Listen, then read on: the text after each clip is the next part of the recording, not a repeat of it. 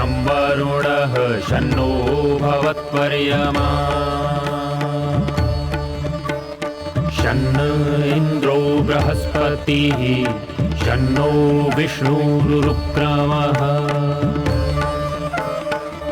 ॐ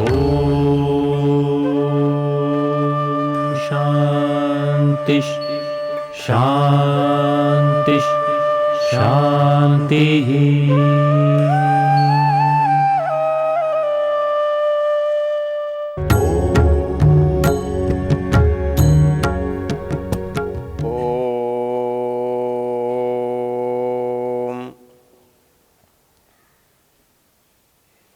हम यजुर्वेद के 32वें अध्याय की चर्चा कर रहे हैं। इस अध्याय का मंत्रों का ऋषि स्वयंभू ऋषि और इसका देवता परमात्मा है। हमने देखा कि इस अध्याय में बड़े सुंदर शब्दों में ईश्वर के स्वरूप पर प्रकाश डाला गया है। ये अध्याय पहले अध्याय से जुड़ा हुआ है। पहले अध्याय में जिस पुरुष की चर्चा की है उसी पुरुष को हम किस किस रूप में देखते और जानते हैं वो इस अध्याय में बताया है। हमने पहले संदर्भ को देखा। पहले मंत्र में उस पुरुष को अग्नि, वायु, आदित्य, चंद्र आदि नाम दिए। तदेवाग्निस्तदादित्यस्तद्वायुस्तदु चंद्रमा तदेव शुक्रम तद्ब्रह्म ता आप स प्रजापति। इसके दूसरे मंत्र में संसार में दिखने वाले जो दूसरे तत्व हैं, लगा कि काल है, दिशाएं हैं, इनका भी स्थान सदा से है। तो क्या इनसे परमेश्वर को पकड़ा जा सकता है, इनसे नापा जा सकता है, इससे समझा जा सकता है? तो मंत्र ने कहा सर्वे निमेषा जज्जिरे विद्युतः पुरुषादधि नैनमूर्ध्वं न तिर्यंचम न मध्ये परिजग्रभत। ये सारे जो काल हैं जिनका विभाजन हम कर रहे हैं, सर्वे निमेषा जज्जिरे, ये सब निमेष है, काष्ठा है, कला है, मुहूर्त है, अहोरात्र है, पक्ष है, मास है, अयन है, संवत्सर है, युग है। ये कहता है विद्युतः पुरुषादधि, उसके कारण से हो रहा है। इसका सब बनाने वाला वही है, ये उसको नहीं बनाते, वह इनको बनाता है। इन सब चीज़ों को देखकर एक तीसरा मंत्र इसमें जो आता है वो हमारे लिए बड़ा परिचित मंत्र है। परिचित ही नहीं, वो हमारे बड़े इतिहास में बहुत महत्व रखता है। हमारे लिए सारे प्रमाणों से सबसे महत्वपूर्ण वो प्रमाण है जिसमें ये बात कही गई है कि हम उस परमेश्वर को किससे नापें। क्योंकि संसार में जितना हमारा ज्ञान है उस ज्ञात से हम अज्ञात को जानते हैं। हम अज्ञात को ज्ञात से तुलना करके देखते हैं, समझते हैं। तो ज्ञात से अज्ञात को समझना, ये तुलना करना होता है। ये साहित्य में भी होता है, संसार में भी होता है। इस तुलना के कारण ही हम किसी को तोलते हैं। और एक तरफ जिन साधनों को बाट कहकर हम रखते हैं, दूसरी तरफ उसके बराबर की वस्तु तोलते हैं। तो इस तोलने की क्रिया को जो इससे हम करते हैं उसे तुला कहते हैं, और जिससे उस वस्तु को तोलते हैं उसे मान कहते हैं, बराबरी। तो हमको भी लगता है कि संसार के सारे पदार्थों को देखते हैं तो कोई किसी जैसा लगता है, कोई किसी जैसा लगता है, तो हम एक से दूसरे को समझते हैं। कोई ठंडा लगता है तो कहते हैं पानी जैसा है, तेज लगता है तो आग जैसा है, गति वाला है तो वायु जैसा है, चमक वाला है तो सूर्य जैसा है, शांत है तो शायद चंद्र जैसा है। ये जैसा जो है ये कोई उसके बराबर की चीज़ है जिससे उसको समझा जाता है। तो हमारे मन में इच्छा होती है कि उस ईश्वर को भी समझ लें, वो किस जैसा है। तो किस जैसा बताने के लिए या तो भार होता है, वजन होता है कि इतना है, या रूप होता है, आकृति है, ऐसी है, कोई या गुणों की कोई समानता है जिससे हम ये समझ सकते हैं कि वो वस्तु ऐसी है जैसी ये है। तो इसी को हम जब वजन से देखते हैं तो बाट कहते हैं, आकृति से देखते हैं तो चित्र कहते हैं,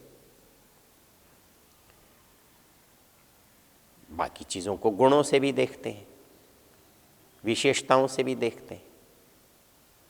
तो वो कैसा है, ऐसा हमारे मन में एक प्रश्न होता है, एक उत्सुकता होती है, वो कैसा है।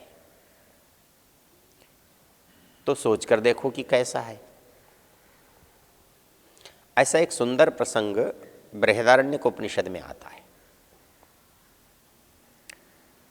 याज्ञवल्क्य का शास्त्रार्थ हो रहा है सभा में बैठे हुए विद्वानों से, और याज्ञवल्क्य अपने युग के सबसे बड़े विद्वान थे। उपनिषद की पंक्तियों को यदि हम देखें तो वहाँ का एक छोटा सा प्रसंग है जिससे हमको पता लगता है कि याज्ञवल्क्य कितने विद्वान थे। प्रसंग है कि राजा जनक ने कोई बहुत बड़ा यज्ञ करने की सोची। जब कोई राजा महाराजा कोई बड़ा व्यक्ति यज्ञ करेगा तो छोटे मोटे लोग तो आएंगे नहीं, बड़े बड़े विद्वान आएंगे।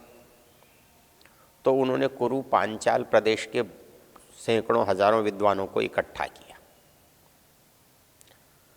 बहुदक्षिणेन यज्ञेन एजे, जिसमें बड़ी बड़ी दक्षिणाएं दी जा रही थी, ऐसा यज्ञ किया।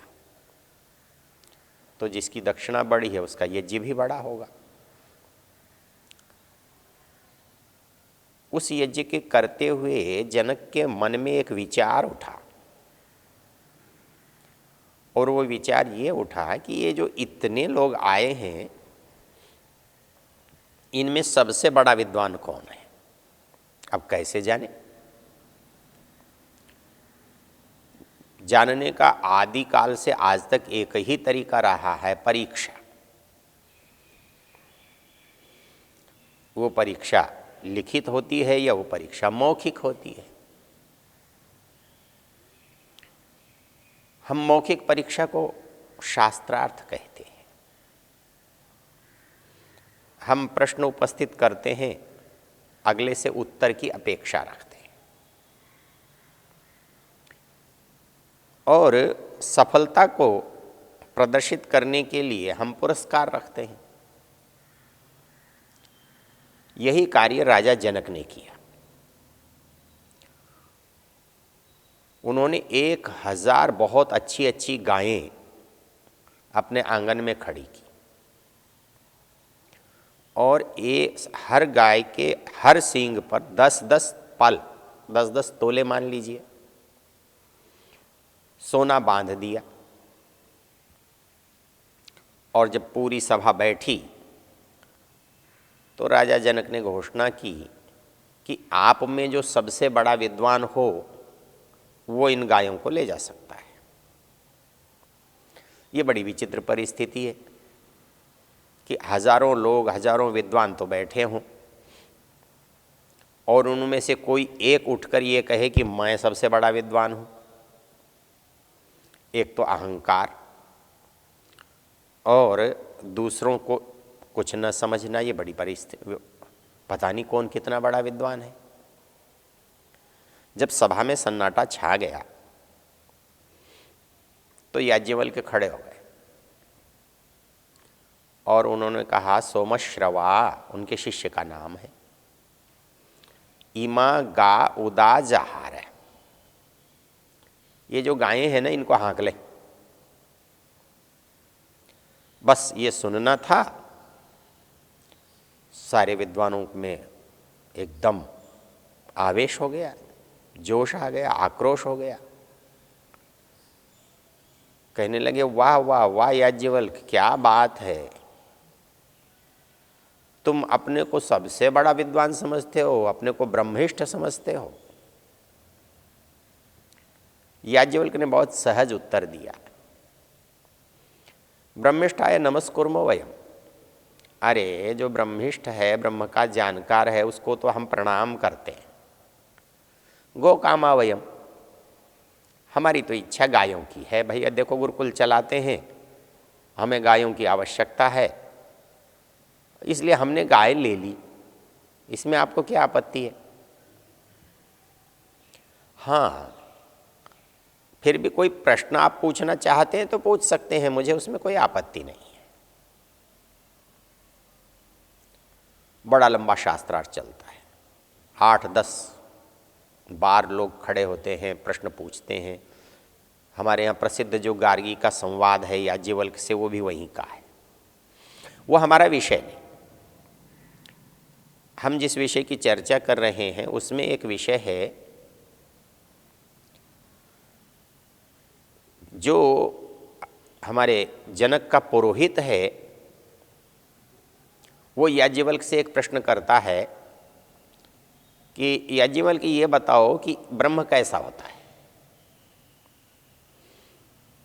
याज्ञवल्क्य ने उत्तर दिया, जो सृष्टि को बनाता है, जो सृष्टि को चलाता है, जिससे सृष्टि को उत्पन्न करता है, ऐसा ऐसा ब्रह्म होता है।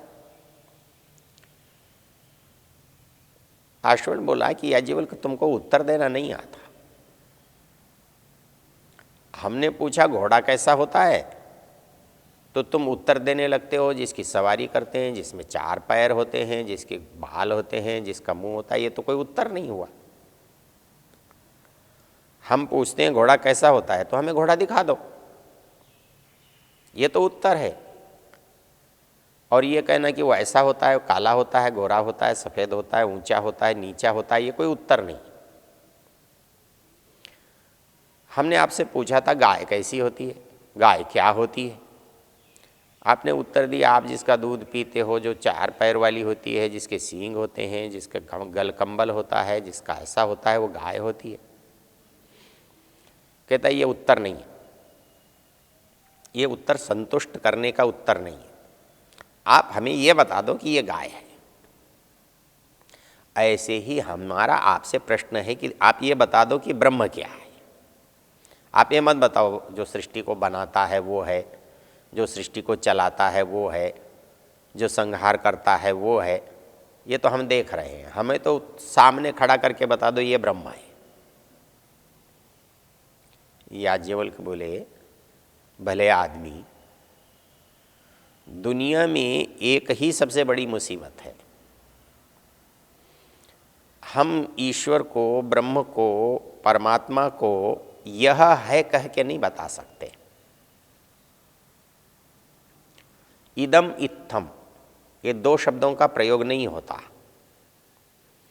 इदम यह है, ये गाय है, ये घोड़ा है, ये कुर्सी है, ये पुस्तक है, ये इसके बारे में हो सकता है, लेकिन ब्रह्म के बारे में नहीं हो सकता। यह है ये नहीं बताया जा सकता, ऐसा है ये भी नहीं बताया जा सकता। तो फिर कैसे जानोगे? बोले एक तरीका है उसको जानने का। हम ये बता सकते हैं कि ये चीज़ ब्रह्म नहीं है। हम ये तो नहीं बता सकते कि ये चीज़ ब्रह्म है, किंतु ये चीज़ हम जरूर बता सकते हैं कि ये चीज़ ब्रह्म नहीं है। ये गाय जो है ये ब्रह्म नहीं है, ये घोड़ा भी ब्रह्म नहीं है, ये पहाड़ ब्रह्म नहीं है, ये पेड़ ब्रह्म नहीं है, ये मनुष्य ब्रह्म नहीं है, ये हम बता सकते हैं। दुनिया में जितनी वस्तुएं हैं सबके बारे में हम बता सकते हैं कि ये ब्रह्म नहीं है। फिर क्या करें? लेकिन ये नहीं बता सकते कि ये ब्रह्म है, क्योंकि तुलना होती कहाँ है? तुलना होती कब है? जब कहीं समानता हो, जिसका कोई पैमाना हो, प्रमाण हो, जिसका कोई नाप हो। जब किसी का नाप आपके पास है तब आप बता सकते हैं ये वस्तु इतनी है। देवदत्त 5 फीट ऊंचा है क्योंकि आपके पास नापने का तरीका है। आप बता सकते हैं कि वो गोरा है, काला है, छोटा है, बड़ा है, मोटा है, पतला है, वो प्रत्यक्ष है, वो बताया जा सकता है। लेकिन जो प्रत्यक्ष ही नहीं है, जो इन आँखों से देखा ही नहीं जा सकता है, उसे आप कैसे बताएंगे? दुनिया की सारी चीज़ें आँखों से दिखाई दे सकती हैं, हम देख सकते हैं। जो दिख रही हैं वो ये तो कही जा सकती हैं कि ये ब्रह्म नहीं है, ये ईश्वर नहीं है, ये परमात्मा नहीं है। लेकिन ये नहीं बताया जा सकता कि ये सब हटकर ये जो बचा है ये परमात्मा है। तो वहाँ जो शब्द आया है वो बड़ा प्रसिद्ध है और उसको हम गलत संदर्भों में भी काम में लेते हैं। शब्द है नेति। इसका संधि विच्छेद होता है न इति। वो ऐसा नहीं है। हम ये तो बता सकते, ऐसा है नहीं बता सकते, ऐसा नहीं है ये बता सकते हैं। तो इसलिए ये कहा जाता है कि परमेश्वर के विषय में सारे ऋषियों ने जो समाधान किया वो कहा नेति नेति नेति। वह ऐसा नहीं है, वह ऐसा नहीं है, वह ऐसा नहीं है।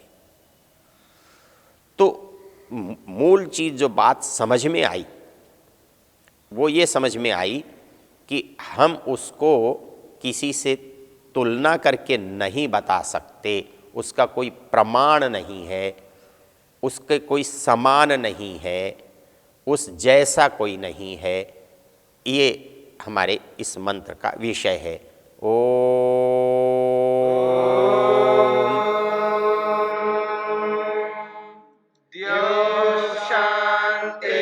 शांतिरंतरिक्षं शांतिर्पृथिवी शांतिरापः शांतिरोषधयः